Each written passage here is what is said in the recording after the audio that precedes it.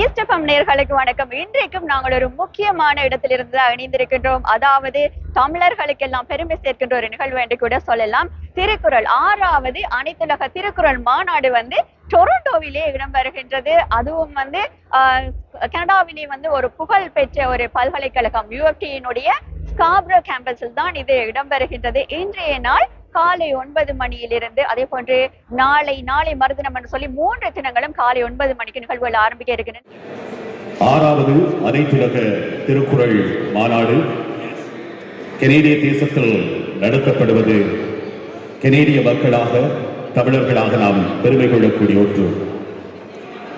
திருக்குறளுக்கு உலகளாவிய ஒரு அங்கீகாரத்தை தேடித்தந்து திருக்குறள் இன்று உலகின் பல மொழிகளிலும் மொழிபெயர்க்கப்பட்ட ஒரு படைப்பாக திகழ்வதற்கு அடித்தளமிட்ட பெருந்தகை போப் அவர்கள் பிறந்து வளர்ந்த பூமியில் இருந்து நாங்கள் இந்த மாநாட்டை நடத்துகிறோம் என்பது எங்கள் எல்லோருக்கும் பெருமிதம் தருகின்றபடி.